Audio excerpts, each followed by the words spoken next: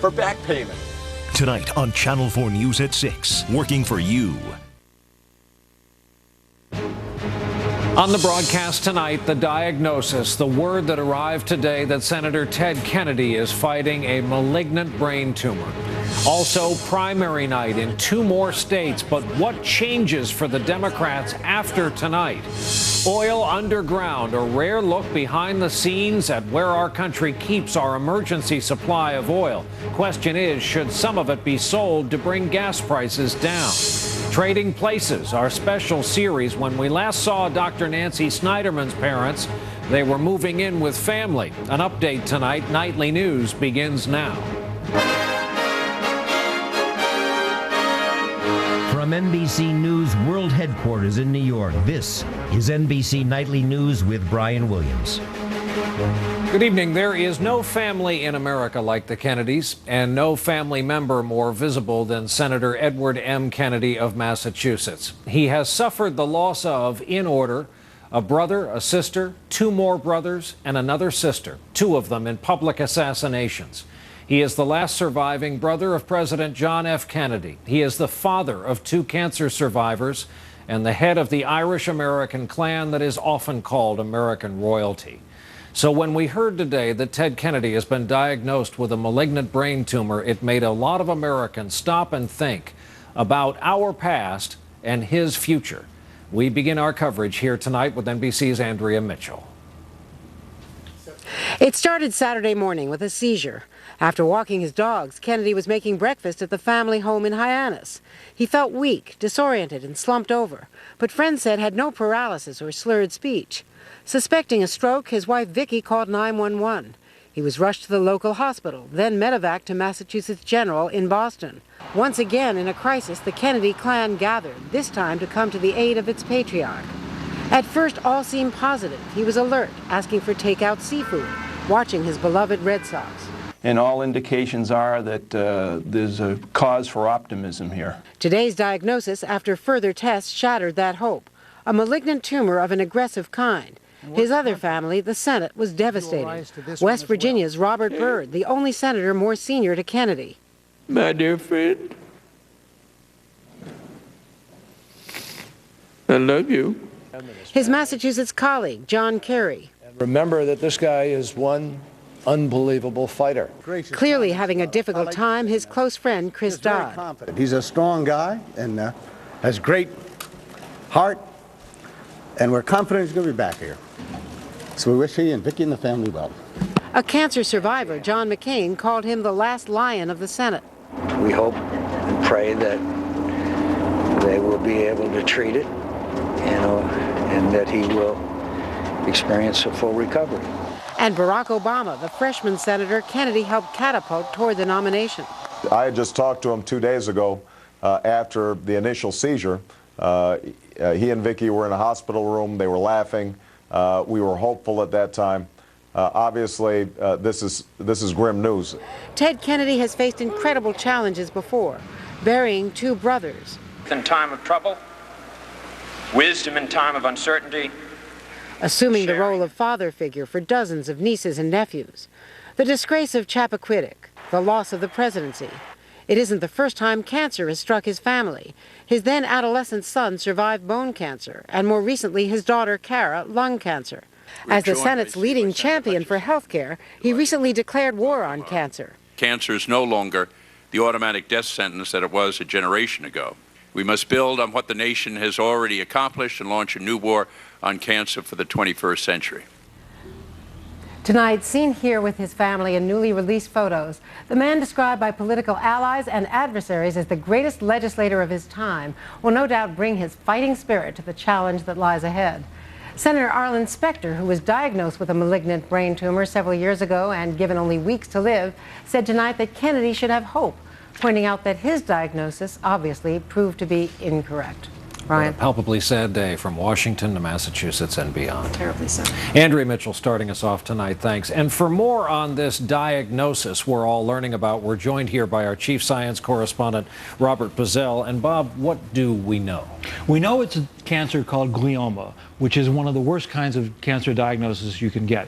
The cancer is in his left parietal part of his brain, which is an area that controls sensory functions. One of the biggest decisions that his doctors are going to have to make is whether they can do more surgery. They've already done some to take a biopsy, but whether they can do more surgery depends on whether the surgery would cause further damage to his ability to speak or to walk or things like that. That we know he's going to get radiation and he's going to get chemotherapy. Beyond that, we don't know a lot. I already heard people saying today, senators get some of the best health care in the world. Did this just come up out of nowhere? This kind of cancer, glioma, comes on quickly and spreads fast. And even if it's taken out, it almost always comes back, and that's the problem. I've heard stories about people who had brain scans for other reasons, and months later they got a diagnosis of brain cancer. When you hear about somebody dying suddenly of brain cancer, sadly, it's usually this kind of cancer. And yet we should quickly add, what are the treatment options for Senator Kennedy? Well, we pointed out chemotherapy, radiation, and there are experimental treatments out there. There are people who have lived for years with this diagnosis. You can't make any statement about any individual. You can only talk about statistics. But statistically, as everybody's pointing out, this is grim news. Robert Pizzell, second coverage in our this story. We'll stay on it, Bob. Thanks for that. We turn now tonight to politics. The news being made this evening in this elongated Democratic race with two more primaries this evening, Kentucky and Oregon. It could end up being an important night for Barack Obama, but the focus today was on the Clintons and questions about the role gender has played in this race specifically. We begin our coverage tonight with NBC's Ron Allen. He's at Clinton campaign headquarters tonight in Louisville. Ron, good evening. Good evening, Brian. Hillary Clinton continues to insist that this campaign is far from over. But it was Bill Clinton who attracted our attention today. He seemed anxious to talk about gender and how that has affected his wife's chances. She'll keep standing up for you. Ladies and gentlemen, Senator Hillary Clinton, the next president of the United States. Bill Clinton has been his wife's campaigner-in-chief. But today, he strongly suggested her bid for the White House was hurt by the reluctance of some Americans to accept a woman as president. The longer it went on, the better she did with men. What does that tell you?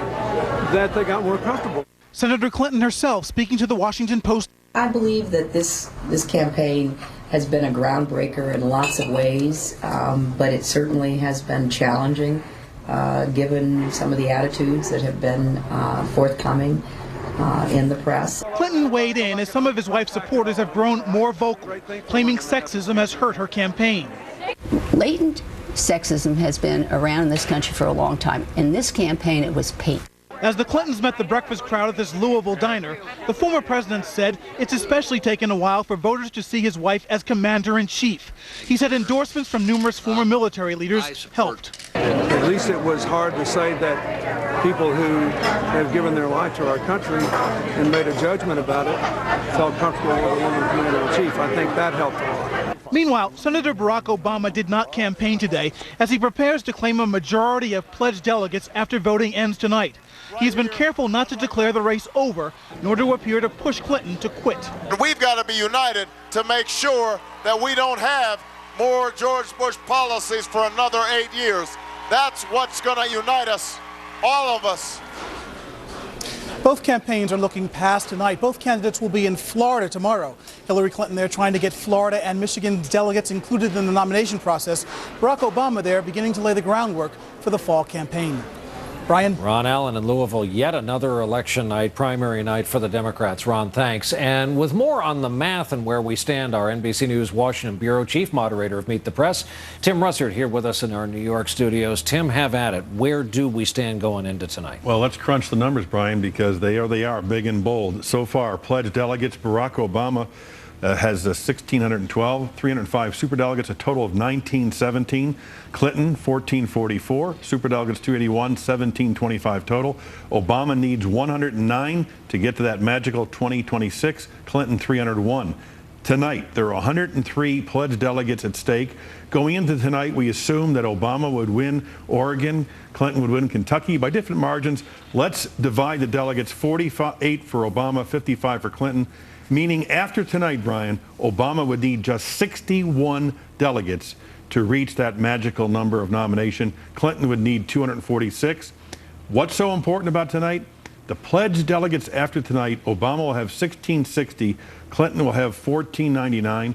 There's only 86 left to get in Puerto Rico, Montana, and South Dakota, meaning Hillary Clinton could win 100% of the pledged delegates, and she would have fewer than Barack Obama, meaning the only way she could win the nomination is if practically every undeclared superdelegate suddenly said, we want Hillary Clinton, never mind what the elected delegates said. And in the background tonight, certainly referenced in all the speeches we hear, is going to be the news we started with at the top of the broadcast about Senator Kennedy. I wanted to get you on the record. Among other things, he's been a fixture on your broadcast, Meet the Press. From 1962 to 2008, no human being has ever been on Meet the Press over a longer period of time.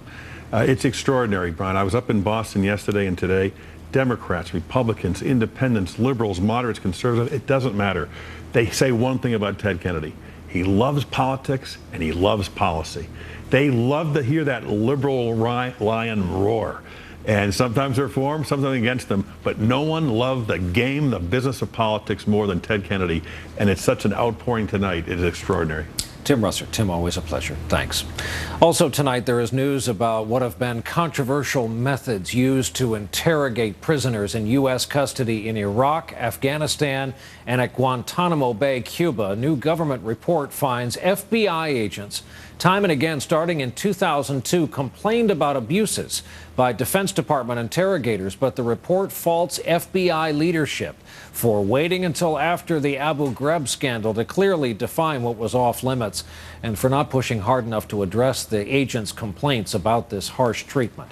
When Nightly News continues from New York on this Tuesday night, behind the scenes at a place few Americans ever get to see, and this place could affect what we all pay at the gas pump. And later, a personal story of transition for the parents of our own Dr. Nancy Snyder. We all have internal plumbing, but for some of us, it can be a problem. You know, frequent, sudden bladder urges.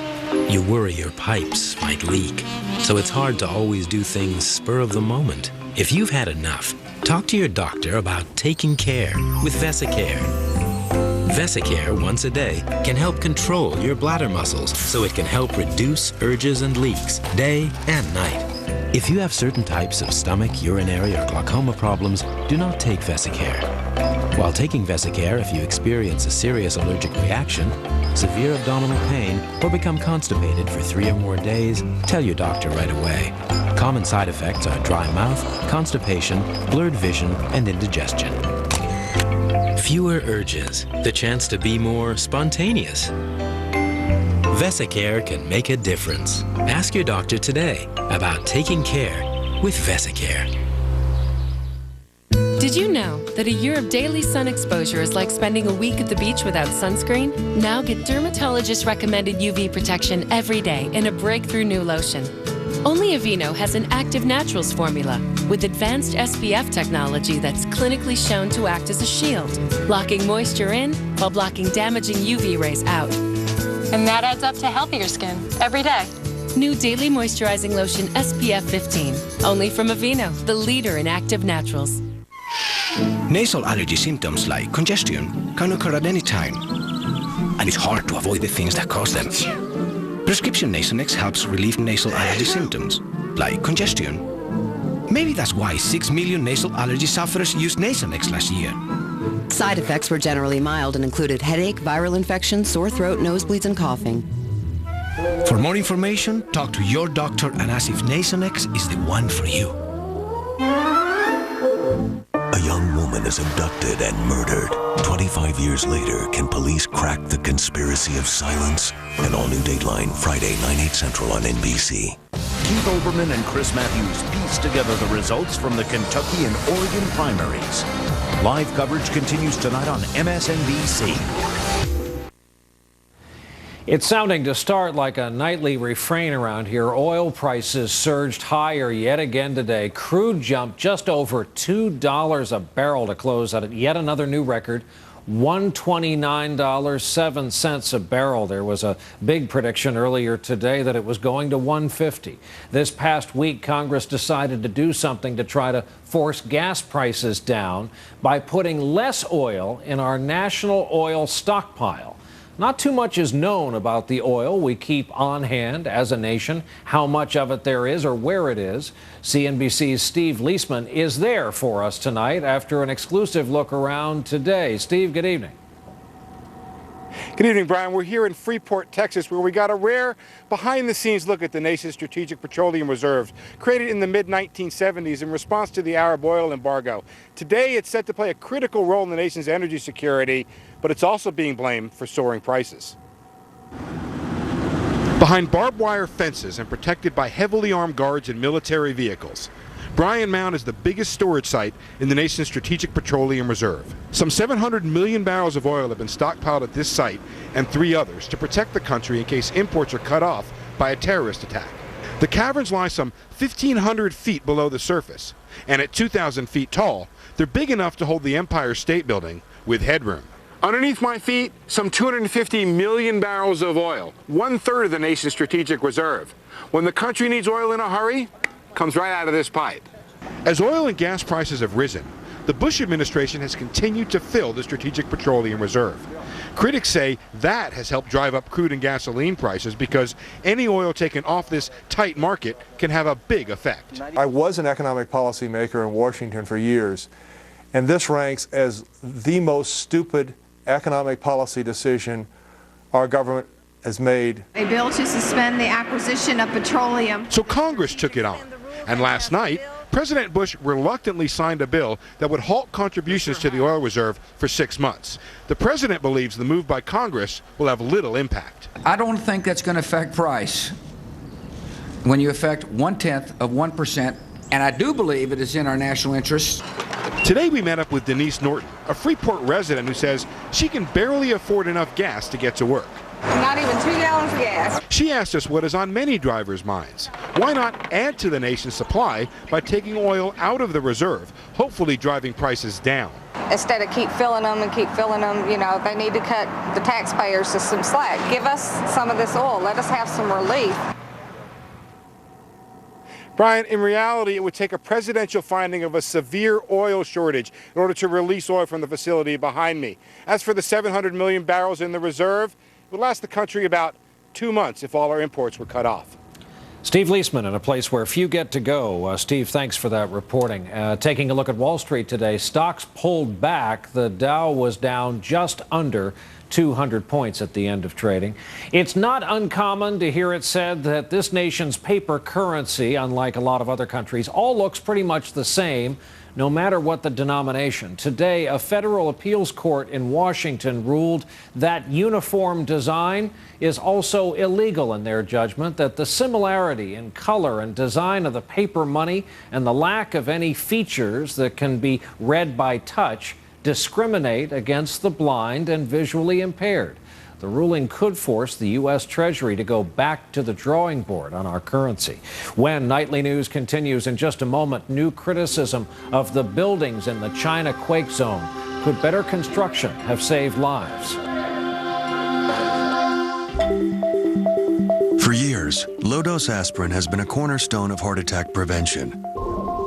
Now there is something even more advanced. Ask your doctor about New Bayer with Heart Advantage, the only low-dose aspirin product that not only lowers the risk of heart attack, but also has phytosterols proven to lower cholesterol. Aspirin is not appropriate for everyone, so be sure to talk to your doctor before you begin or modify an aspirin regimen. New Bayer with Heart Advantage, more protection for your heart. Now you can whiten and do something more for your smile. Introducing Crest White Strips Daily Whitening Plus Tartar Protection. It protects against tartar buildup and whitens with just 5 minutes a day. Crest White Strips Daily Whitening Plus Tartar Protection. This is where we make Raisin Bran Crunch. Do they really put 2 scoops of raisins in every box? Yeah, people have been asking that question ever since 1971 when Kellogg's introduced the 2-scoop concept. And the cries for perfection were answered in 1998 when they added the crunchy flakes and granola clusters. You guys should conduct this tour, okay, huh? Okay. Well, so the crunch is beautiful, isn't it? What grade are you in? 18th. Raisins, flakes, and honey oat clusters. They're quite a trio. Raisin Bran Crunch! From Kellogg. It's a lovely day. What are you going to miss when you have an allergy attack? Benadryl is more effective than the leading allergy medicine at relieving your worst symptoms and works when you need it most. Benadryl, you can't pause life.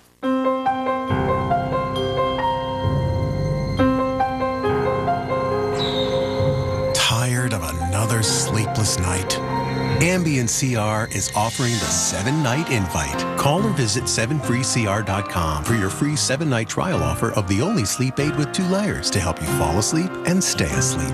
Until you know how Ambient CR will affect you, you shouldn't drive or operate machinery. Be sure you're able to devote 7 to 8 hours to sleep before being active again. Sleepwalking and eating or driving while not fully awake with amnesia for the event have been reported. In rare cases, sleep aids may cause severe allergic reactions, such as swelling of your tongue or throat or shortness of breath. If you experience any of these behaviors or reactions, contact your doctor immediately. Side effects may include next-day drowsiness, dizziness, and headache. It's non-narcotic and can be taken for as long as your prescriber recommends. However, like most sleep aids, it has some risk of dependency. Don't take it with alcohol.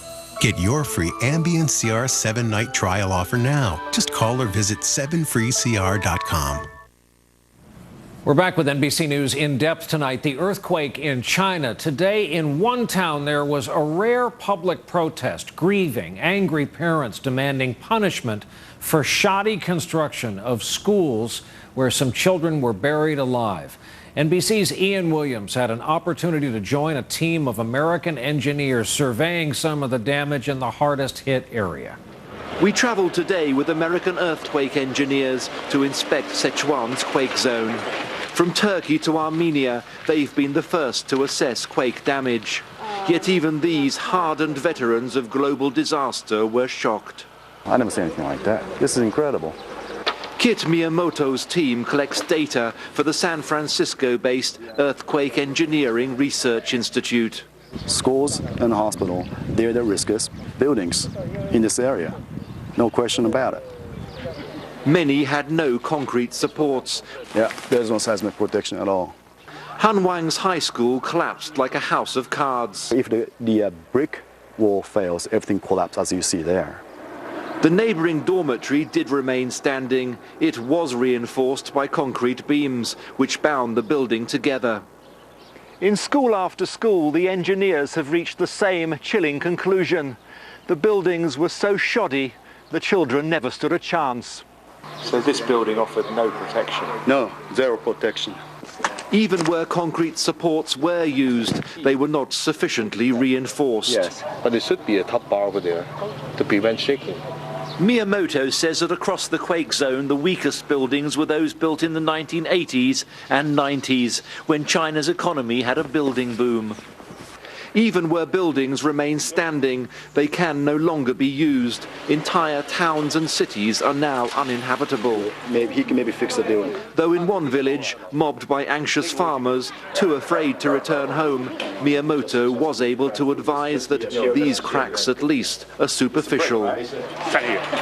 Miyamoto says that even the most basic seismic protection could have given extra seconds for escape.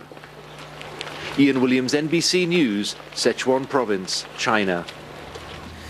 When we come back here tonight, our special series of reports trading places. Tonight, what happened after the parents of one of our NBC News colleagues made a big move, that is. Well, when you come into Fidelity for guidance, you talk about your goals, review your investments, and then you get a strategy. Right. And you get account updates to help keep you on track. Or have it all managed for you with Fidelity Portfolio Advisory Service. Yeah, and all this comes with Fidelity's 60 years of money management experience. But I should let him talk. He's the one who works here. Oh, I think you covered it. Good. No, really, good job. Thank you. Investment guidance from Fidelity. Get started with a complimentary portfolio review. I want you to read chapters 5 through 10 tonight.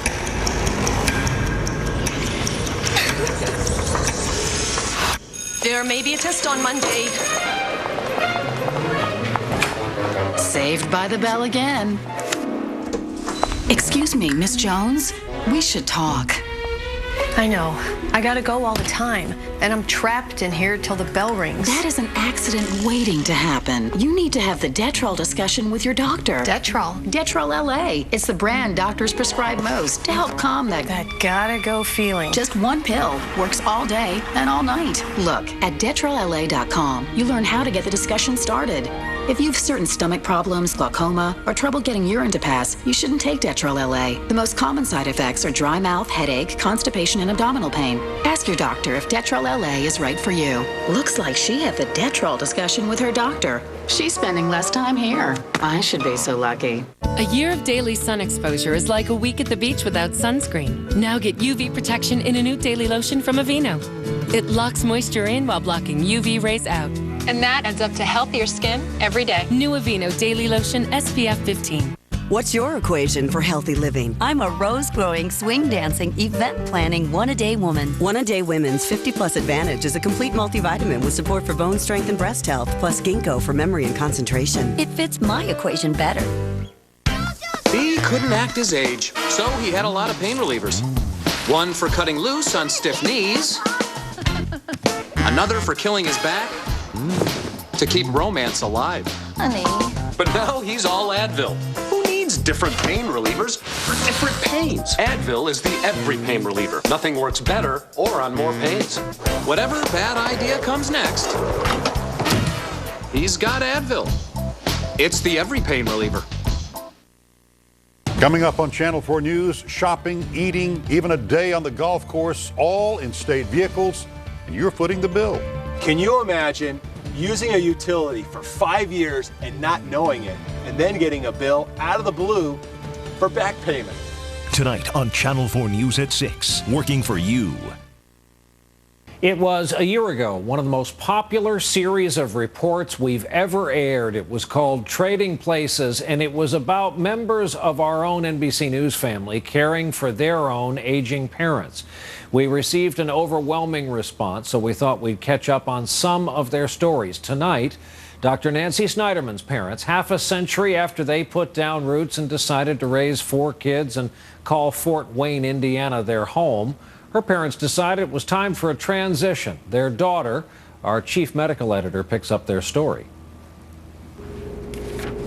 Within the span of a week, my father closed his medical office, the family house was put up for sale, and my parents, Joy and Sanford Snyderman, drove to Princeton, New Jersey to move near my family and into a rented townhouse they hadn't yet seen. This is another phase of my life. I'm surrounded by so much beauty. This is So many interesting things to do. But what is a metamorphosis for one parent can be a challenge for another. And I think you have a gift for friendship. Where my mother said goodbye to old friends and has made new ones quite quickly, my father left a successful surgical practice and has yet to fill that void. My whole life has been medicine, and medicine is a very organized type of profession. You do things pretty much the same every way. And to suddenly be cut free of that it's rather disconcerting. In fact, it's a bit terrifying. All in a small town where no one really knows him as Dr. Sanford Snyderman. I think the most discomforting thing of all is to find out that you're really not necessary to the equation. Do you believe that? Yes, very much so. But they are both more necessary than they may recognize. You always ask me this. One thing. What did you learn? But there is yet one more move, this time from Mom and Dad's rental to our house, where we are planning an apartment and talk openly about how we will share space and boundaries. This is where the washer and dryer are right now, so your pot. I can't think of a better place that I would like to be than here. It looks lovely. Yeah, I think it'll all work out. Dr. Nancy Snyderman, NBC News, Princeton, New Jersey. Our series continues tomorrow evening. That is our broadcast for this Tuesday night. Thank you for being with us. As always, I'm Brian Williams. We hope to see you back here tomorrow evening. Good night.